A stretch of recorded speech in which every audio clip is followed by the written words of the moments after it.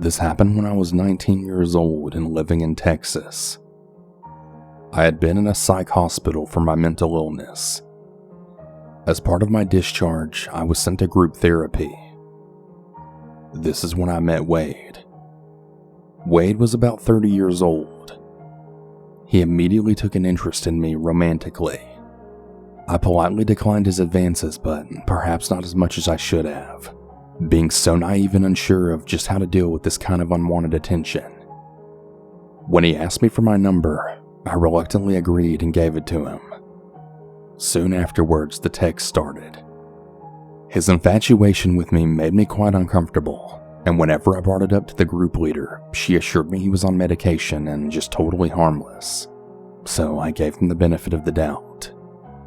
After all, he was sick and lonely. I felt bad for him, so I continued to reply to his texts even after stopping group therapy. He was very clearly struggling with delusions and fixations, but overall I agreed. He seemed harmless. At least, I think I wanted to believe that. Over the next few months, Wade continued to text me a lot and invite me out for coffee incessantly. I replied here and there, mostly because I just felt bad. But as the weeks went by, he seemed to get progressively more unhinged, sending me really long rants about God and Satan and vague strange Bible verses. His compliments became more bizarre and elaborate, and sometimes outright sexual. If I didn't reply back, he would send me multiple text messages in a row. The syntax of his sentences became more jumbled, and sometimes the texts he sent made no sense at all. I mostly went along with it, as I was very naive. His behavior made me really uncomfortable, but I tried to tell myself he was harmless. No big deal. A few months later, I had been readmitted to the hospital, and I was really desperate to be discharged. I couldn't afford another stay. About 5 hours into my admission, I had signed an AMA order and I was on my way home. The only problem was that the hospital was about 2 hours away from my dorm, and I didn't have a ride. At this point in my life, I was very ashamed to suffer from a mental illness, and I refused to call a friend to come pick me up as I just didn't want to explain myself. I also don't really have any family. The shuttle that the hospital contracted with wouldn't come till morning, so when they finally handed me back my phone, the first name I saw was Wade's. He had texted me a bunch, of course. He always did. But Wade had a truck, and he already knew about my illness, and in an act of desperation, I decided to call him. The entire time that I waited for him to arrive, I had a really uneasy feeling. I just knew it was a bad idea. But I was just so desperate to get the hell out of that place. So when his white pickup truck pulled up to the hospital, I pushed my gut feeling aside and just got in. Wade seemed very normal at first, making conversation as we started. The route went through a really rural area on a major interstate and should have been pretty straightforward with very few exits and turns. He even had his navigation system all set up. I had told him just to drop me off at the university, never giving what dorm I lived in.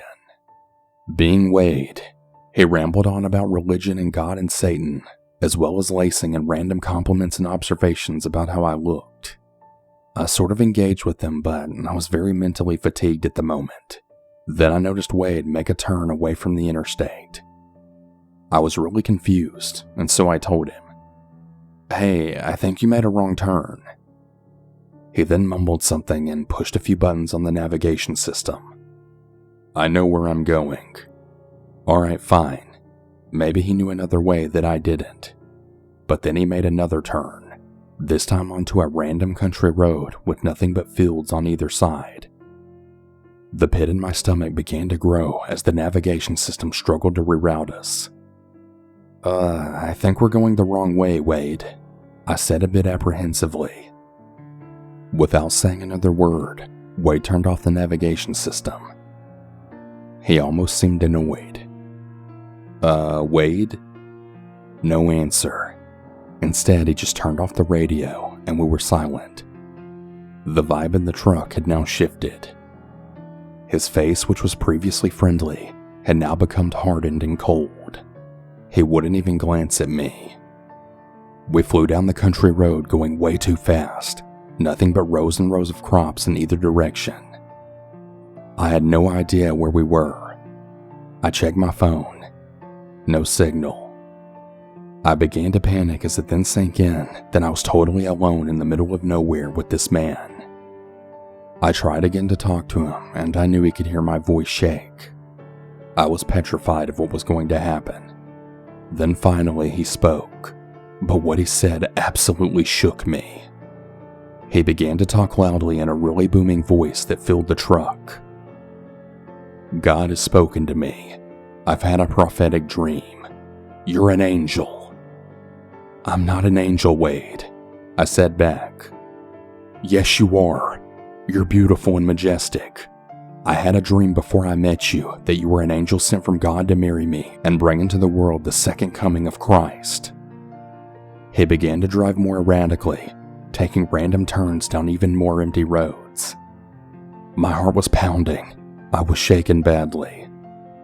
Wade was totally unhinged behind the wheel of his truck, taking me wherever he wanted to do God knows what with me. I knew that he had a gun in his glove compartment. He had mentioned it to me before about his mom trying to take it away from him.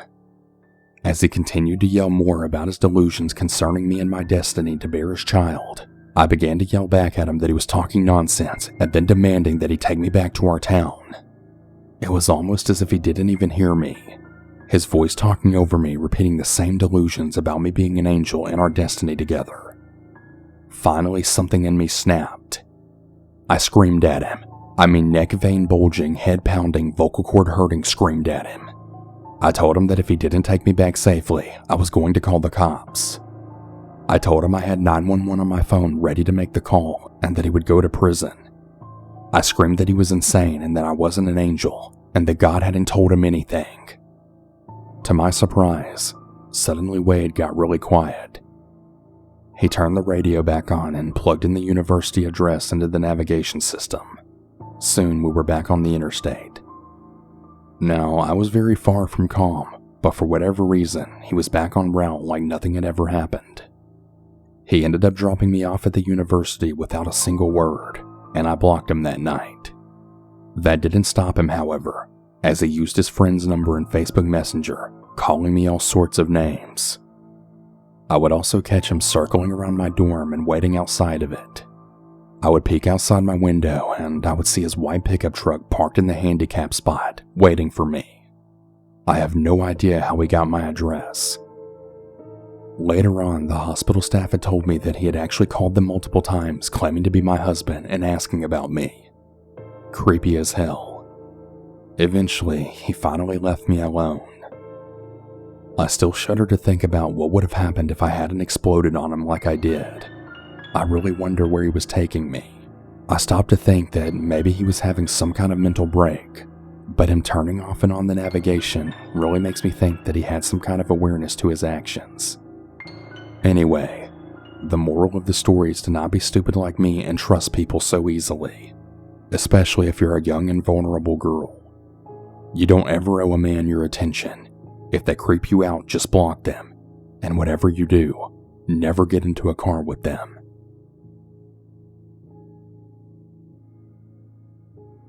This happened about 10 years ago.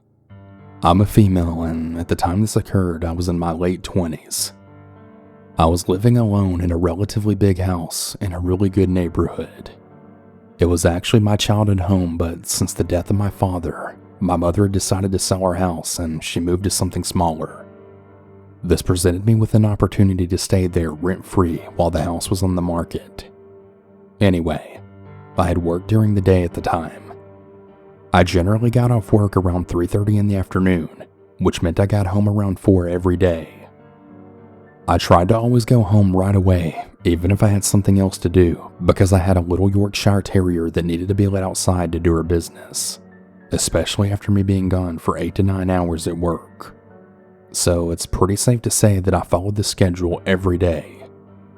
Now to be clear, the location of my house was not on any sort of commercial avenue. This was mainly a suburb. There was an elementary school that was right up the street and a golf course a few blocks away. If people were ever out walking on the neighborhood, It was safe to assume they lived nearby. One day I came home after work as usual, and I had noticed something in the front of the door. It was a small porcelain clown with a Halloween pumpkin face. I thought this was very odd, but I couldn't help but smile. You see, I really love scary movies, and Halloween is my favorite holiday, so I thought it was kind of funny that this weird little doll would end up on my porch. But the question is, how did it end up on my porch? Oh well, I thought. No big deal. Maybe it's just some kids from the school fooling around. Well, about 2 days later, I came home from work yet again, and laying in front of my door were flowers. Not just any flowers though, hand-picked flowers, as if they'd just been ripped right from the dirt. I suddenly remembered the clown, and I began to wonder if it was the same person. I mean, 2 things now have deliberately been left in front of my door. I picked the flowers up and I then threw them off to the side of the house. That night is when things started to get a little bit creepy. I kept hearing noises all around the house. I had security lights, but those were constantly coming on anyway due to all the rabbits and deer coming into the yard. The dog's ears would always perk up and she would then start growling. It scared me so much that I didn't take the dog outside for the rest of the night. In the morning when I got up, I had started to go about my usual routine. After I started my coffee, I had went to the front door where the dog was eagerly waiting to be let outside. I opened the door and bent down to get the newspaper, and what I saw just absolutely shook me. There were cigarette butts all over my porch. I mean like a dozen of them. And then I see the flowers. They had been bundled back up and then placed right next to the door again. I was terrified. This felt hostile to me. It was like somebody wanted me to know that they were there and that they could be whenever they wanted without me knowing. I very rarely stayed at the house by myself after this incident, but nothing else happened. Well, not for another 2 weeks, that is. As I was coming home from work, I noticed that all the lights in the house were on. I never leave them on since it's still daylight when I get home. Upon entering the house, nothing looked disturbed. That is, until I got to my bedroom. My laundry basket had been turned over, and my clothes were thrown all over the place. The only thing missing, though, were my panties. Yeah, I immediately moved out the next month.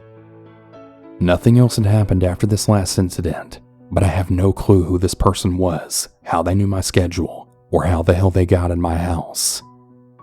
10 years later, and this still really baffles me, but I'm just really glad that I never met this creep in person.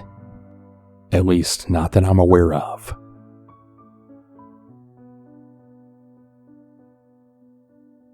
About a year ago, my best friend Kay and I were hanging out like normal when we got really bored. We didn't want to just drive around like we normally do, so we decided to make it a road trip to drive to this supposedly haunted park along the southern border of Ohio. After about an hour and a half of driving, enjoying all the city lights and sounds, we arrived. This was about 7 or 8 at night, so the sun was down. I pulled my car into the dark, empty parking lot at the base of a really huge hill. We got out of the car and we started walking up the sidewalk. We were really enjoying the night. We took pictures of each other on our phones, then we continued up the path and did everything we came there to do, then deciding to head back to the car. As we were walking down the hill, we passed another parking lot. Sitting there in the parking lot was a black car. It was turned on, but the headlights were off. The windows were completely blacked out, so we weren't able to see who was inside of it. It gave me a really bad vibe, but we just continued to walk unbothered, as if we didn't even see it. Everything was pretty normal until the car slowly started to follow us down the hill. Now, a few years ago, women were going missing all around southern Ohio. Some have never been found, and some were even found dead. The person responsible was never caught. Not to mention, Ohio is one of the best states for sex trafficking. So yeah, this is all I could think about as this really creepy car was following us down the hill. I made sure to keep an eye on it out of my peripheral vision as we quickened our pace. The car sped up as well. I told Kay to get off the sidewalk, and we cut through the grass and trees down the parking lot. The car sped up and passed us. Thinking everything was okay, we then slowed down. That was until, to our horror, we realized that the same creepy car had pulled into the same parking lot we were going to. My heart sank, and then some sort of switch flipped inside me, my brain now scrambling to action. I yelled at Kay to run, and I took off full speed to my car, unlocking all the doors and screaming the rest of the way down the hill. Kay followed behind me, scared and shaking. I ripped my door open as Kay and I basically just jumped into the car. In a mere seconds, I had started up the car and was backing it up. A light had flicked on inside the really creepy car, which was parked by the only exit. There was a man, bald and white, probably in his late 30s, just sitting there and staring, almost glaring at us. There was only one way out of this parking lot. I started to pull towards it when suddenly the creepy man started backing up at full speed towards us, trying to block us in. I punched the gas, swerving around his car, barely missing it. I whipped my car out onto the street, taking random turns, trying to lose him if he followed us. When we were finally sure that nobody was behind us, we then headed home. We pretty much drove in silence almost the whole way back. We were really lucky that day. You always hear the horror stories of women just disappearing without a trace. That could have been us that night. Please, everyone, stay observant and always trust your gut. Thank you for listening to my story, and stay safe out there.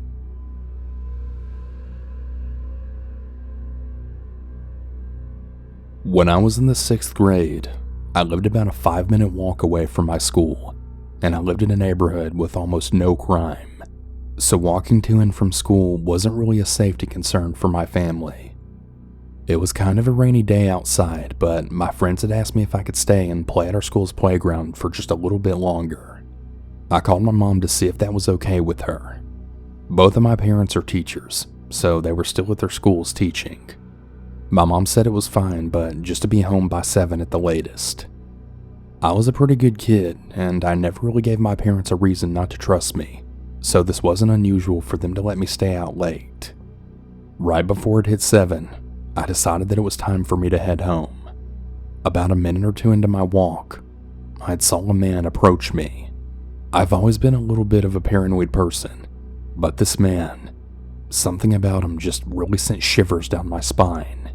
He had white hair, baggy pants, a ribbed t-shirt, and he had a backpack on him. At first, I just thought he was going to ask me for directions or something like that, but he didn't. He started asking me really random questions like, where do I live? Are my parents home right now? Why am I out so late? And things like that. I didn't want to answer him, so I just started walking away from him. I took a longer route with more turns to see if he would follow me, and sure enough, he was. At this point, I started running because 10-year-old me was getting really scared. I finally got to my house, and I thought that I would be safe because he wouldn't be so crazy to follow me even more, right? No, I was wrong. This crazy psycho dude ran right up to my driveway, inches behind me, but I got into my house and locked the door right as he put his hand on the door handle. I started to panic now, knowing that I was in danger. I called my parents because for some reason they still weren't home, but there was no answer. I'm really freaking out at this point, and I start to cry. I can now hear the man coming through my gate into my backyard. One of the walls in my kitchen is basically just a window, so I can see my whole backyard from it. And lo and behold, he was standing right on my deck staring at me. The man ran full force into the glass, actually trying to break it. I decide that now is a good time to call the police, so I get on the phone and the operator tells me to grab something to defend myself with and then go into a room that can lock with a window. Before I run away, I look back one last time to see this nasty sweaty body pressed up against the glass. That picture will forever be in my mind. It was the most disturbing thing I had ever seen. The next thing I know, I hear a knock at the bathroom door. It's my dad, and he's asking if I'm in there and if I'm okay. He comes in, and I explained to him everything that happened and how I was really scared. He said he talked to the police officers outside when he got home. Turns out that the man was a dangerous homeless man with several mental illnesses. The police managed to catch him, and they took him to a mental institution where he's still there to this day. This experience has really scarred me, and I will always remember that man pressed up against my window. I know he'll never see this, but just in case you do, I never want to see your face ever again.